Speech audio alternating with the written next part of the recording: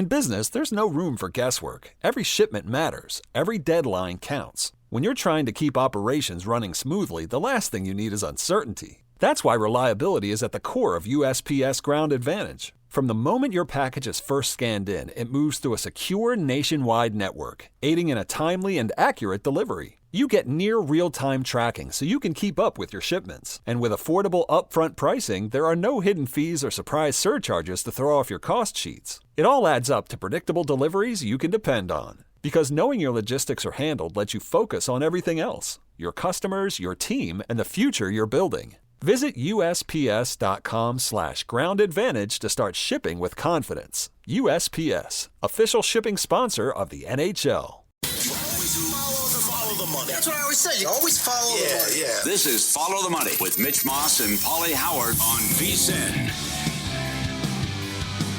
We are live, as always, in downtown Las Vegas from the Circa Resort and Casino. Busy hour coming up. The maestro, Mike Palm, on the program. He is the VP of this great property.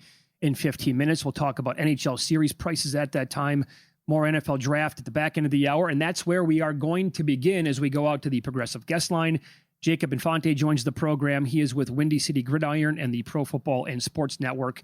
Jacob, thanks for the time today. How are you? I'm doing great. I appreciate you guys for having me. Yep. So we'll get into the draft overall. You also, as I mentioned, cover the Chicago Bears. Let's start there because they are minus 130 to take a defensive lineman or an edge player with their first pick overall in the draft. And right now they're slotted at number 25. But before we get into that, I think we have to ask about their chances of getting Dexter Lawrence maybe this offseason and how that can impact who they would take. What would you put the chances of this team actually getting Lawrence here coming up soon?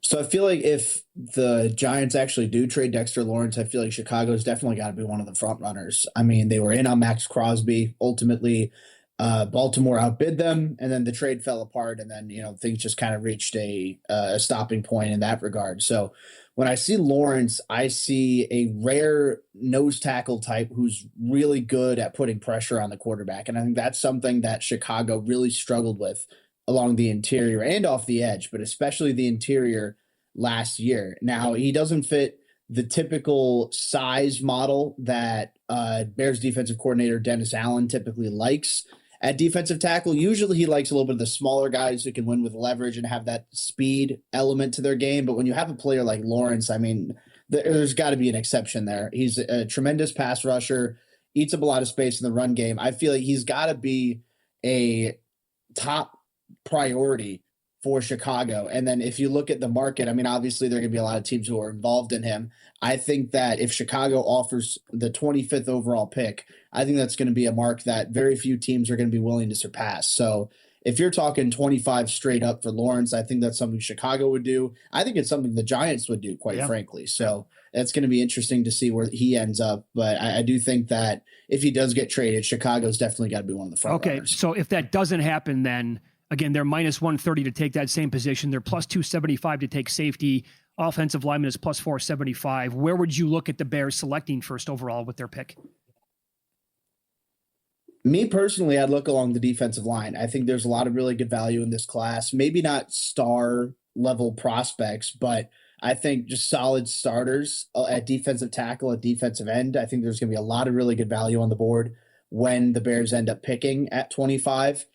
I wouldn't sleep on the secondary either. I think that there's a pretty big need at safety. They signed Kobe Bryant over from Seattle, but they still have an open starting spot, and I anticipate that's going to be filled through the draft, whether it's a round one or one of their 2 second rounders or third round pick.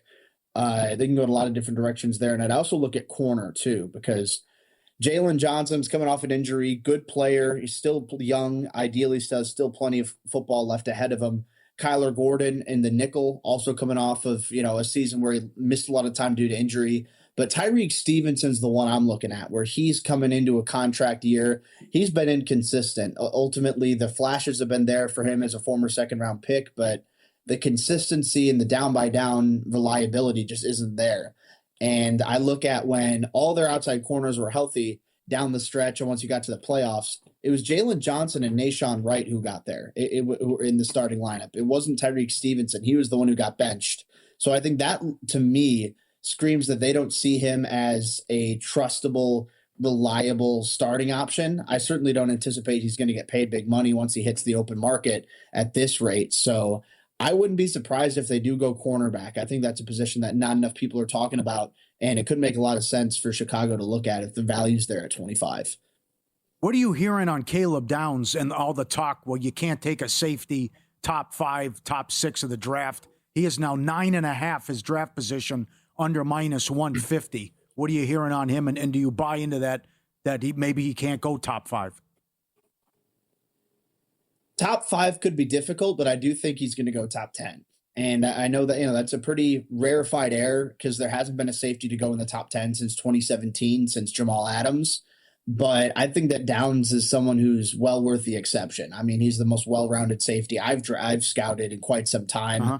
He's of that caliber of a Kyle Hamilton, of a Derwin James coming out as a prospect, in my opinion, of a Jamal Adams to that point too. So in this class where there isn't a ton of high-end value at, the premier positions like quarterback, offensive tackle is solid, but it's, there isn't a blue chipper in the mix. Edge rusher there, we have your top 3 and there's a drop off from there. So I'm looking at, potentially you could see a team like, the Chiefs, at least going to that, under the 9.5. You're looking at, the Chiefs could make sense. The Saints can make sense. And then you do factor in maybe the Giants go in that regard because they have such a good defensive line. They want to have a potential all-pro at safety. That could make a lot of sense too. So top 5 could be difficult, but I think that there are enough teams that need safety help in the top 10, specifically in the top 9, that could make a lot of sense there. So I'm looking at definitely a top 10 pick, at least in my opinion, when you're looking at Caleb Downs. Are you okay with Tennessee taking Love and a running back at 4?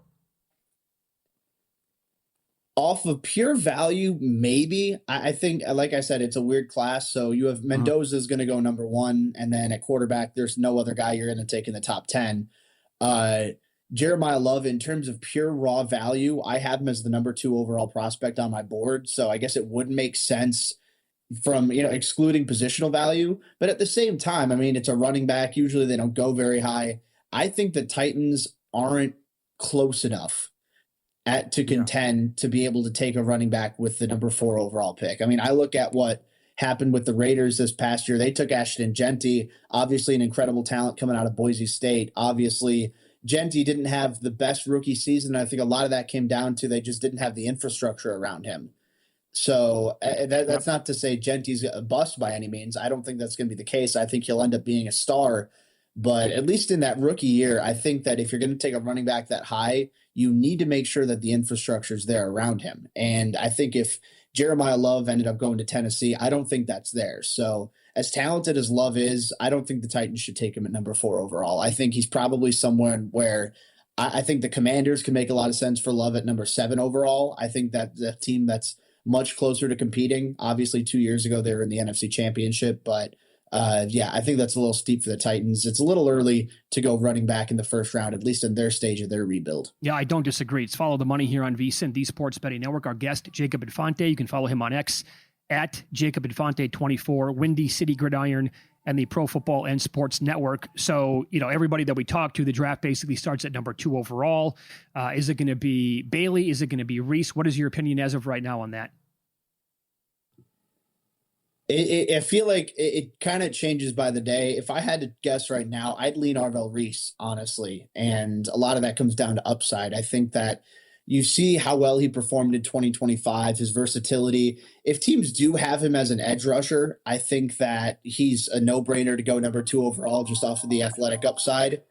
I think that, obviously, he's naturally an off-ball linebacker. At least during his time at Ohio State, he played a lot more in that regard. But you look at the physicality, you look at the speed, you look at the high motor, the craftiness as a pass rusher for someone who doesn't have too many reps in that regard. I think the ceiling is incredibly high. And David Bailey, obviously, the more proven pass rusher at this stage, more flexible, at least in my opinion, as a pass rusher coming off the edge. But I think, Reese is maybe a little bit more physical. Reese is a little bit stronger. I think he's a better athlete as well. He tested slightly better at the combine. So I know Bailey's the favorite. That wouldn't surprise me at all, but I think Arvell Reese has the highest ceiling of any defender in this class. So I think he'd be the pick in this regard. Of some skilled groups, the number basically is 1.5, and then you can bet over under with a different juice on quarterbacks, tight ends, and running backs. Now, quarterback is basically a pick 'em. Are we going to get 2 or more?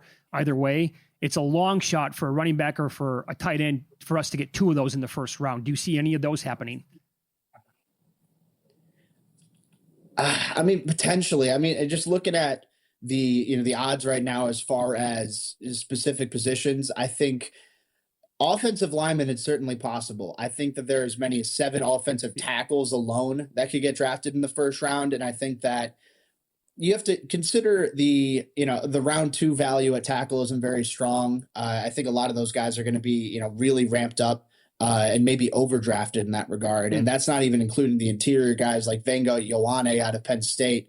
So offensive line, I could see being a possibility. I mean, tight end, I think, is just going to be Kenyon Sadiq, but other positions as well. Corner, I'd go under on that. I know that's a minus 500. That's not necessarily the biggest potential payout, but I think you're looking at, as my cat crumbs across the screen. Little kitty cat action, yeah. Yeah, I think you're looking at Jermod McCoy, Mansour Delane as the only 2 locks in that regard to go in round 1. So do you say maybe an Avion Terrell goes in there, maybe D'Angelo Pons, maybe Brandon Cisse? I don't know. I think that there are a lot of different variables. So out of those positions, I think that corner might be a little bit difficult. Offensive line, I think there's going to be a run, though. Jacob, we started Bears. We have like 30 seconds here. We'll close with their division. It's, again, only mid-April right now, so you have a chance you can change your opinion by the start of the season. But if you had to make a bet right now on which team is going to win the NFC North, who would you bet on? I'd say the Bears, honestly. And I think it's going to be tough because I think the Lions are looking just as good as they were, before. The Packers, I think when Micah Parsons comes back healthy, they're going to be a team to watch. Kyler Murray's an upgrade over JJ McCarthy at quarterback, but I look at Chicago. They didn't lose too many high-end contributors. The roster still looks really good. They have such a young offense that I think will only continue to get better. I like it at plus 340 for them to win the division, especially having already won the division this year. Fair enough. You can follow Jacob on X at Jacob Infante 24. Thanks for the time, man. We appreciate that, and best of luck with the draft next week. Thank you, guys. I appreciate it. Thank you. He joined us on the Progressive Guest Line. Mike Palm on the program next. Series prices he likes in the NHL. And one of his favorite pitchers is going tonight. The Maestro explains how he's backing him next.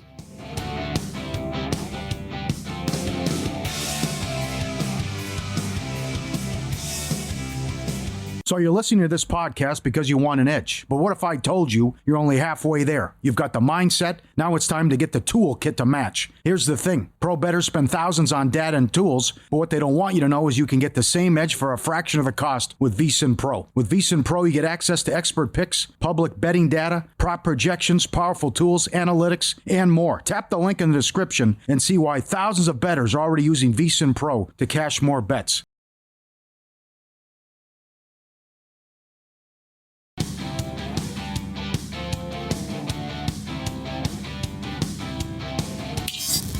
This is Follow the Money on VSiN.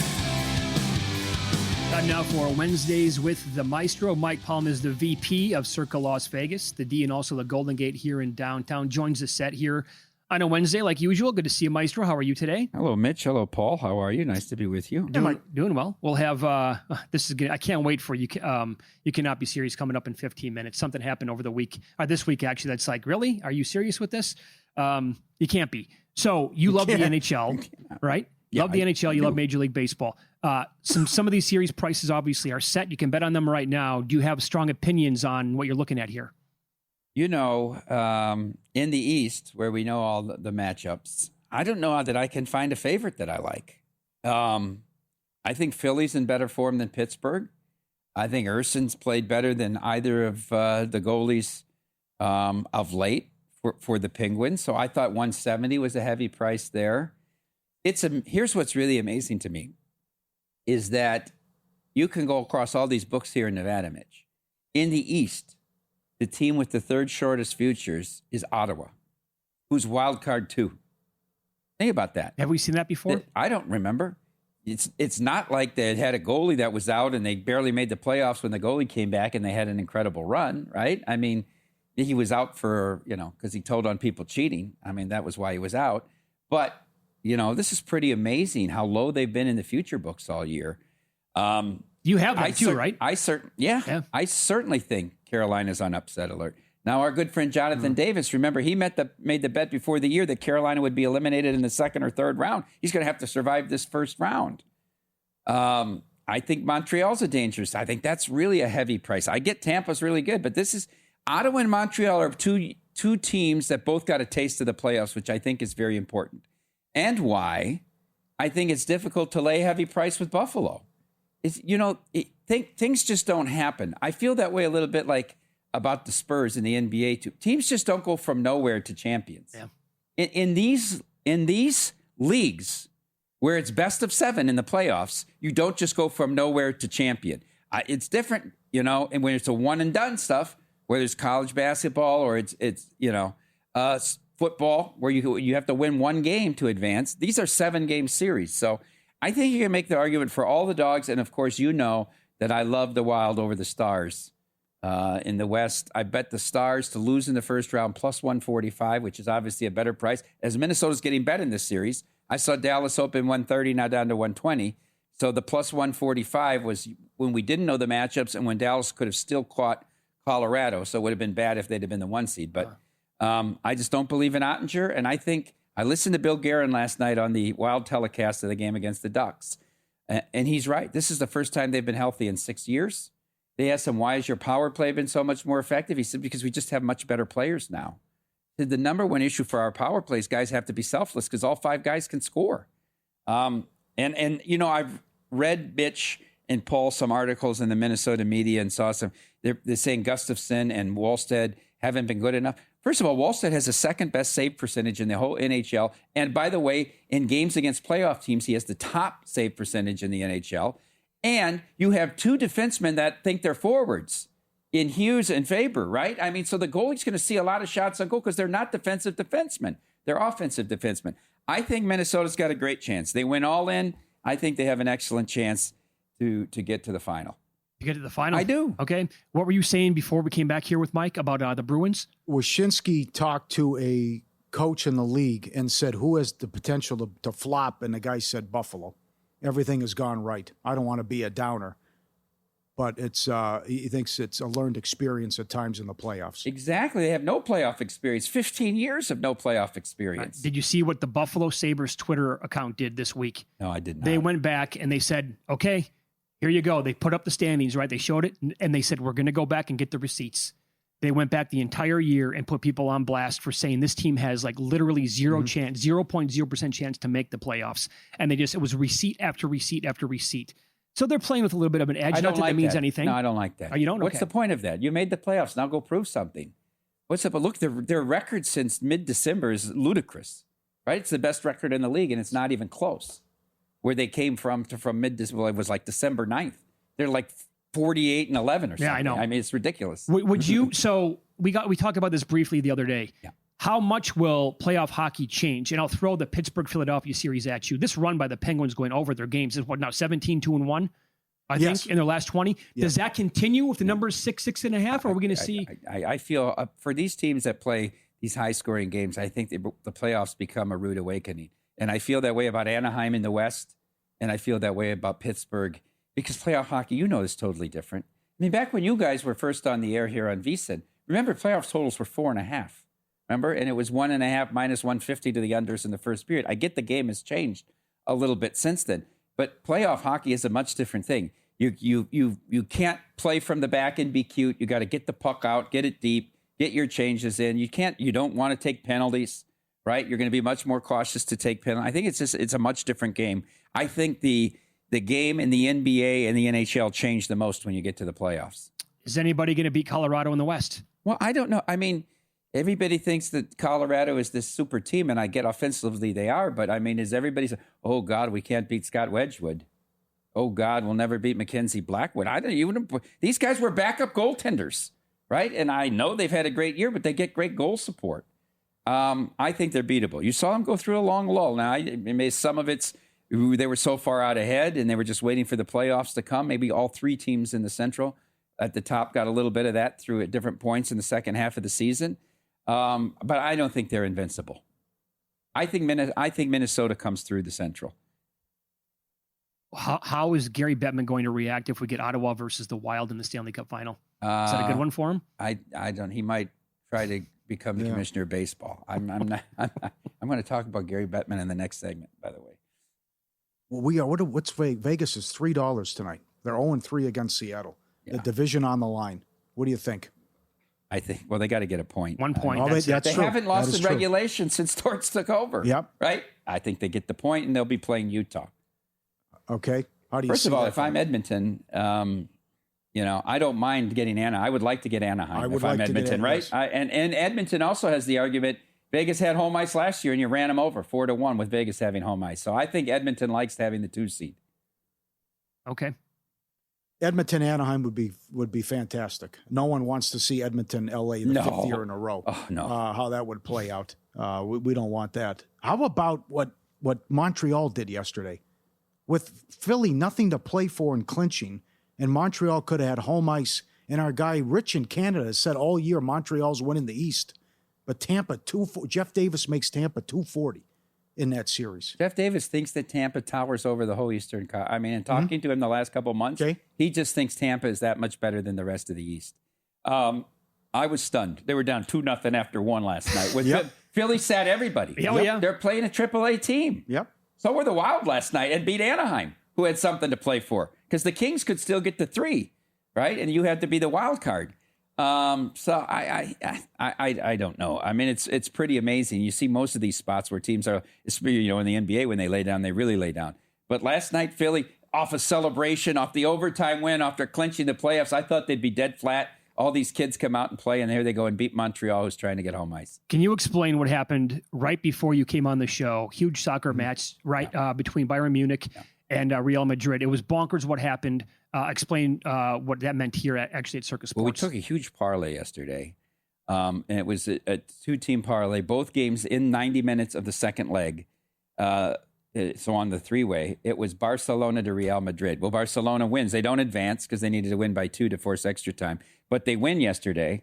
And then the second leg was Real Madrid, which is plus 355 on the 3-way. And, of course, they led 1-0 in the first minute. They led 2-1 after 29. They led 3-2 at half and 3-2 all the way till the 87th minute. Of course, the red card hurt. But that parlay would have paid $1.2 million. Yeah. 1 point. So that was a decent swing for Derek. Derek, I think that's the first time Derek's actually watched soccer. Maybe other than a World Cup final. What was the better watching here? The better was not here. Not here? The better was, what I was surprised by, guys? I came down while your show was on yesterday. There were a lot of PSG fans in here yesterday. This place was absolutely busy. Did you see all the busy. PSG fans? Yeah. It was impressive. There was a goal right before, when we come in here at the end of Money Moves, the place is going crazy because a goal was scored right at that exact moment. Yeah, I was impressed. Yeah. With the Masters here, Derek said it was a very popular event, obviously, at your property here. Yeah, good turnout, especially at stadiums. But the weather was so nice, right? Yeah. And a beautiful wedding. His son got married here this past weekend, and they had a big party up there for the Masters on Sunday as well. So, we did tremendous right heading into it. We're very disadvantaged because of the in-play on golf right now, and not being able to book this in-play, which we're going to get there, hopefully by next Masters. But golf's a huge, and you guys know, it's a huge in-play sport. And is that just because of the technology, or? It's because of our technology. The technology, that's the reason why? Yep. All right, let's follow the money here on VSiN, the Sports Betting Network. We'll continue Wednesdays with the Maestro. You know it well. A tradition unlike any other. The WNBA draft. I can't wait to hear this next on You Cannot Be Serious.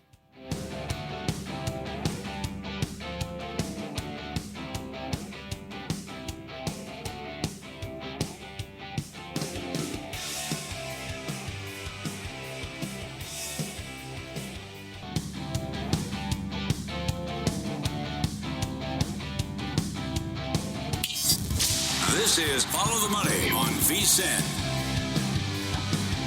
We continue here Wednesdays with the maestro. Mike Palm is the VP of Circa Las Vegas. Time now for You Cannot Be Serious. You can't be serious, man. You cannot be serious. You know, guys, in the interest of balance, and just because I'm back on Twitter and didn't want to hear all the tweets, I could have done all three on the WNBA. I really could have done. I'm not even going to go into the AZ Fudd going first. That's not even in my top three. But we could have done all three. Let's start with our favorite commissioner, Kathy Engelbert. They got the CBA done. They had the draft. She gets up there on the podium. Let's go to the sound, please, guys. Adam Silver was asked last month about just your future as the commissioner of the WNBA, and he said he didn't know what you wanted to do. So I guess I'm just curious, like, how much do you want to stay the commissioner of the WNBA? How much longer do you anticipate to be in this role? Well, thank you, Maddie. I do crack up how everybody's focused on me, and you should be focused on the hundreds of amazing women and thousands of women who run this league outside of myself. Our women owners, our women board of governors, our women GMs and women head coaches, and my whole team of, diverse women and men who are working hard every day to get the 30th season tipped off by May 8th. But I appreciate that you're focused on me as well. I wonder whether you would ask that of a man, by the way. Well, let's take the more obscure part first. What about all the great women head coaches? What about all of the great women general managers? What about all the great women in the league office? What about all the men that do that too? Well, aren't you the commissioner of the whole league, or only of the females in the league? But now the crux of this thing is, she asked this female reporter who said, "How long do you plan to be commissioner?" By the way, the players were writing letters and demanding she resign last year. Right. It's not as if it's not been a topic of discussion for a year with how she screwed up everything from Caitlin Clark to the CBA. How long do you plan to be commissioner? And her answer to this female reporter is, you wouldn't ask that of a man. Well, Kathy, let's go back in history. Just 2.5 months ago, Gary Bettman was asked how much longer he's going to be commissioner. He was also asked the same question in 2025, in 2024, in 2023, in 2022, and in 2021. Okay? Roger Goodell was asked in 2023 and 2025. How about Rob Manfred, who was asked in 2020, 21, 22, 23, until finally he said, I'm going to do one more term.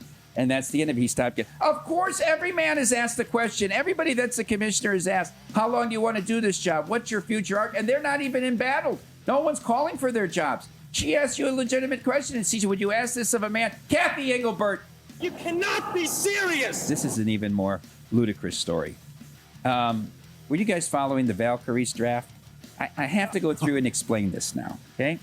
The Valkyries had the 8th, that's the Golden State franchise, in their second year, had the 8th overall pick, okay? Seattle had the first pick of the second round, which is pick 16, all right? The Valkyries picked Flau'jae Johnson, who is that well-known guard, swing tall from LSU, rapper, right? Well-known personality, won a national title. Everybody knows her. Picked her 8th. A lot of people thought she'd go higher. Couldn't believe she picked her 8th. Now, after Seattle, with their 16th pick, picks Marta Suarez from TCU, immediately they trade the picks. It's stunning. So I'm watching it in real time thinking, did Flau'jae not want to play for Golden State? Was there an issue? And certainly if they thought about drafting her, they would have interviewed her and sussed all this out, right? Was that the issue? So they asked the GM, Ohima Nayanen, the GM of the Valkyries, about why would you have made this trade? She said, quote, I don't have a lot of detail to share because I want to be very thoughtful when I'm talking about other human beings and their basketball abilities and how they would or would not show up for our squad. Huh? Okay. Now, second question is, now in the WNBA, each position has a pay, right? The first pick gets this pay. The second pick gets, it's not a rank, it's a pay. So obviously 16 gets less than 8. So now they asked her, well, did it have to do with the salary cap? Is that why you made this trade? Because they would pay Marta Suarez as the 16th pick, and Seattle has to play Flau'jae as the 8th pick. You know what she says? Quote, I don't talk about salary caps. She's the GM of a team. She doesn't know about salary. I don't talk about salary caps, so I wouldn't be able to comment. Further, in this press conference after the draft, She said, I'm very careful about what I say. I don't want to reveal our strategies because other teams are watching. That's all on the night of the draft. Now she comes out the next day and says that the deal with Seattle was made before the draft, that they were going to swap the 8th and the 16th picks. If you wanted Marta Suarez, why didn't you just draft her 8th? They do get a second-round pick. It's the most mind-boggling. I've never seen a GM on draft day give these kind of answers. She doesn't talk about the salary cap. She won't talk about a player's basketball abilities, and she doesn't want to reveal the strategies because other teams are watching. Ohima Nayanen. You cannot be serious. And my third one has to go to the Houston Astros. This is another amazing story. How about they paid all this money to get another Japanese pitcher, right? Imai? Mm-hmm. Tatsuya Imai, who after 3 starts is done. He's shut down. They're shutting him down. He's on the 15-day IL with a dead arm, right? He's after 3 starts. He's on the 15-day DL. Now, they asked him about what's going on when he returned because he returned off their road trip right to Houston. So they asked Imai what's going on. Imai noted difficulty adapting to the American lifestyle, specifically citing differences in travel regimen, in meals, and in culture, both on and off the field. He also has struggled physically with certain factors in Major League Baseball. He said that the balls in Major League Baseball are slicker than in the Japan League, and the mounds are much harder, specifically in Seattle. Also, he is not used to pitching in the cold weather in the early months here, as it is not this cold when he's pitching in Japan. Finally, he cited that the Japanese pitchers have a 6-man rotation where he was put into a 5-man rotation. Did Houston not do any background on this? The guys made Tree say he's done. He can't. They paid all this money to get him out of his contract in Japan. Then they had to pay him the money for his contract here. Tree starts and it's over. His arms, he can't adjust to the life here. What kind of front work was done by the Astros? Houston Astros. You cannot be serious. I saw that he came out of the game and they're like, dead arm. Dead arm. Already? He didn't make it through the first. No, he was pulled. His arm's dead. 3rd start. Already. His arm's dead. I think. And meanwhile, Yamamoto threw every game of the World Series, 7 2/3, 110 pitches every night. They did not reconnoiter this guy. No, they did not. Not at all. No, they did not. Wow.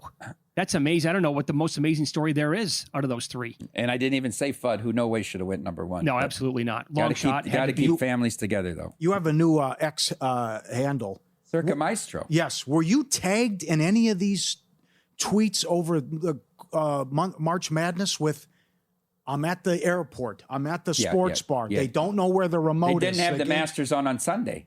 That was the latest one I was tagged in. They went to a bar on Sunday. They didn't have the Masters on. How is that an answer with a sports bar or at the airport where you're at a bar where I don't know where the remote is? Airports are really tough, though. You rarely get a good quality in the airport. A local bar, though. Come on. Local bar. And it's March Madness. It's inexcusable. Yeah. There's only 4 stations. I mean, it's not you like, know it's coming. It's not like it's it's snuck up on us. Where's it at? I mean... Yeah, we're in Derek's office today, right? And we're trying to get this Bayern game on at Real Madrid game on at lunch.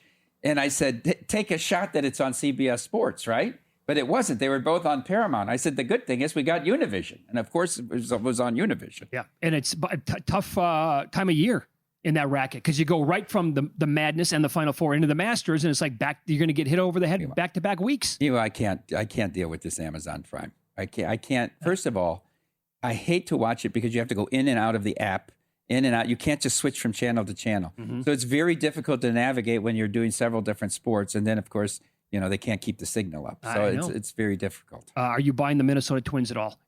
Circa had 250 to 1. They lost today, but 250 to 1 most wins in April. As of right now, they do with the Padres. Was that the longest odds of any team? No, they were not. No, other teams were longer than that. But well, they had to be close to the highest odds, right? I think, yeah.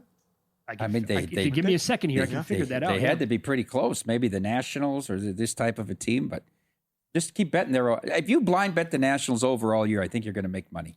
Offense is good. Yeah. Wood and Abrams, man. They have no pitching. They don't have any starting pitching. They don't have any bullpen.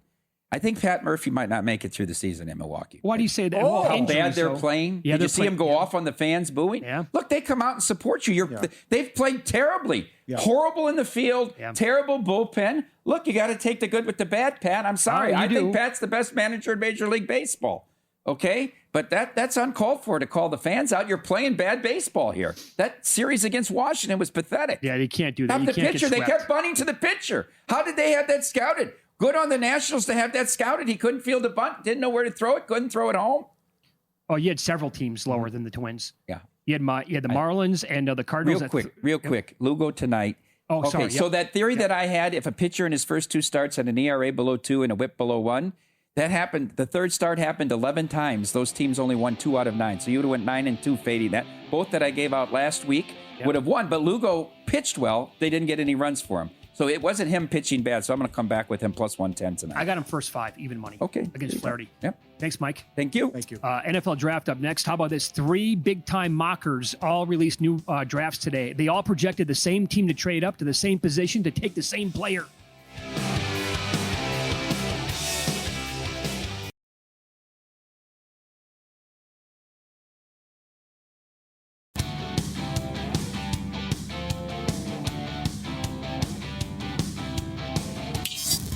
This is Follow the Money on VSiN.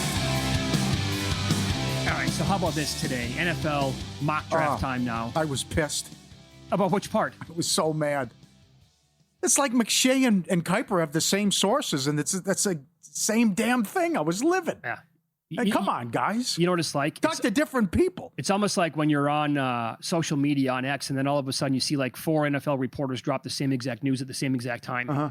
Well, they clearly got it from the same person, or from the same company anyway. So, well, I mean, it's here. It's a week away. So now the mocks take on more meaning.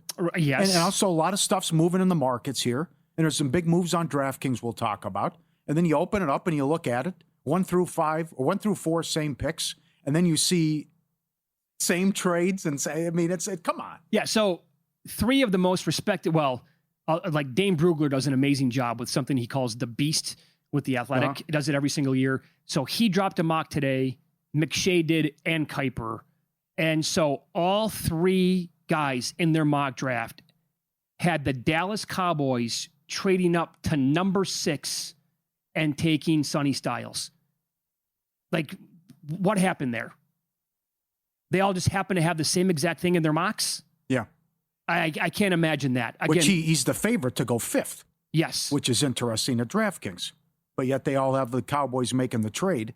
Tate is the favorite to go 6th. But that is remember what Tony Rizzo told us.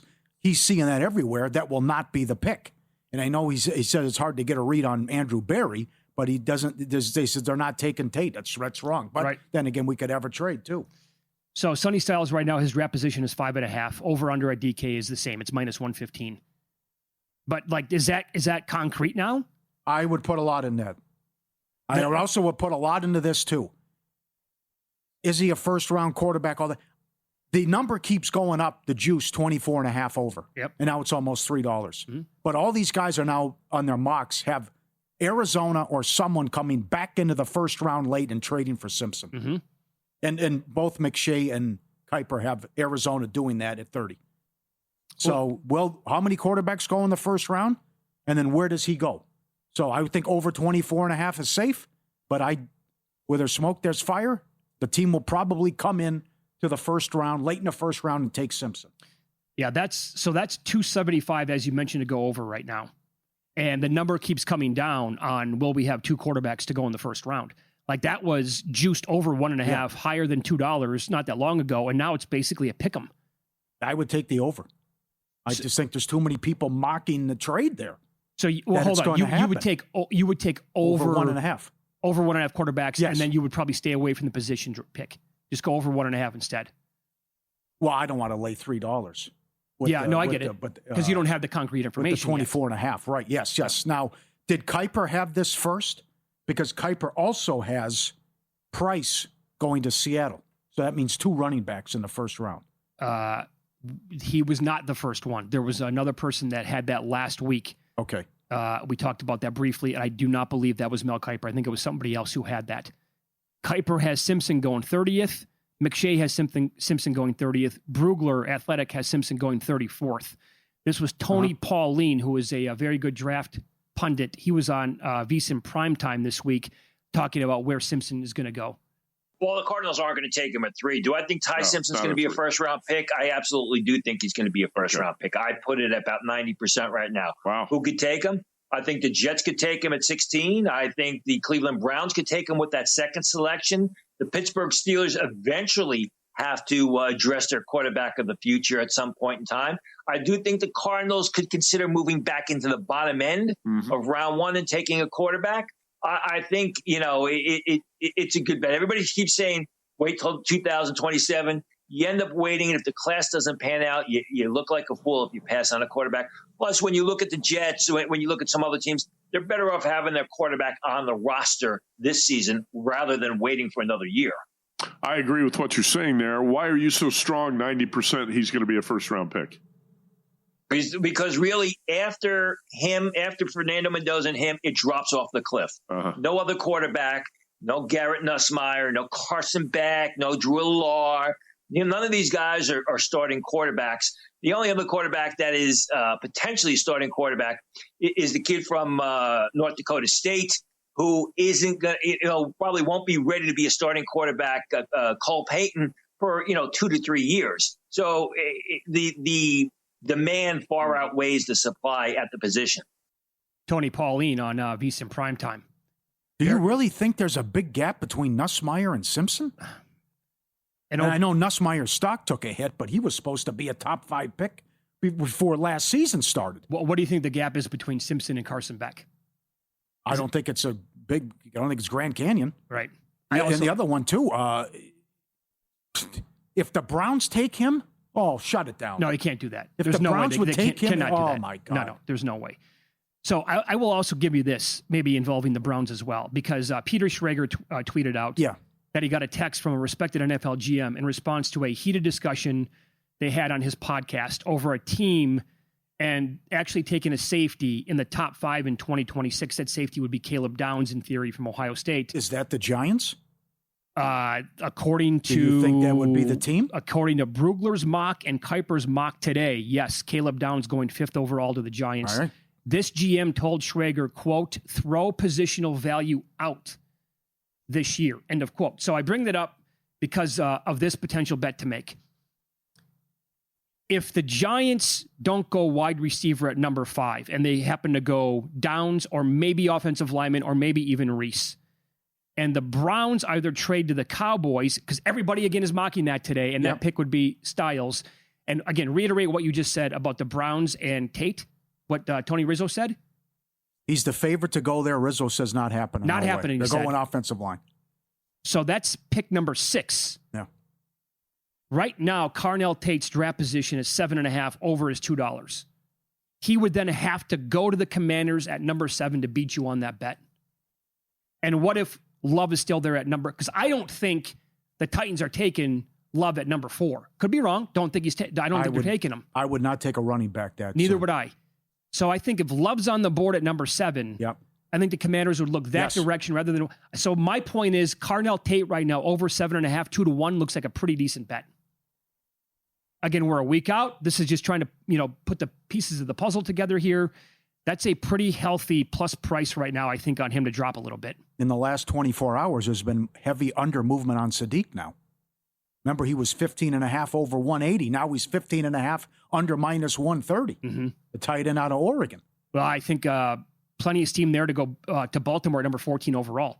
Like almost everybody, and Adam Hill told us about that yesterday, what he was hearing there as well. Yes.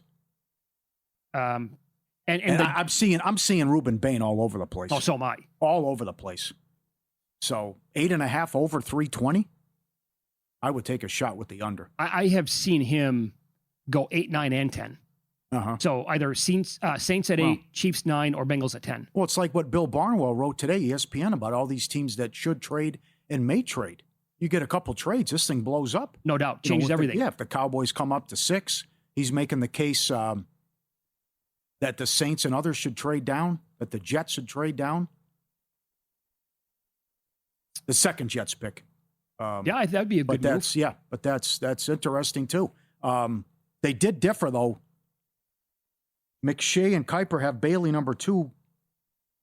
The other guy has Reese going. No, he's got Reese number 2 still. Yep. Right. So what do you make of the Downs overall draft position? I agree with the Schrager source.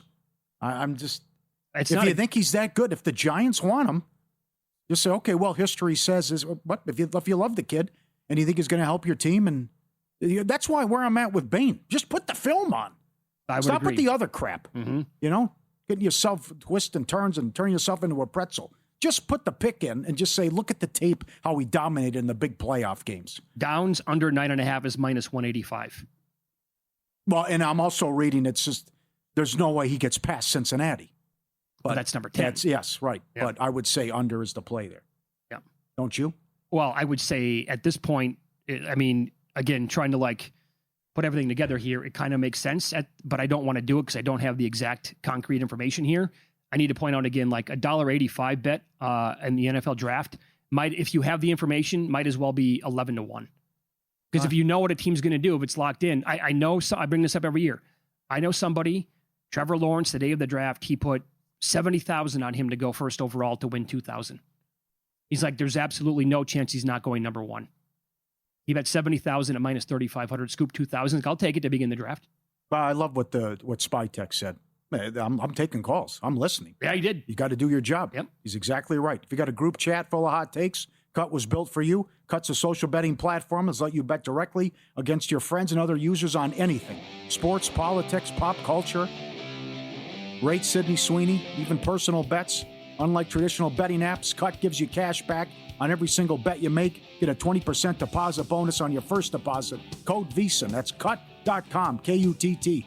Download in the App Store. I like this player props for tonight. Opta AI projections at VEASAN.com are even stronger than I am. Find out who next.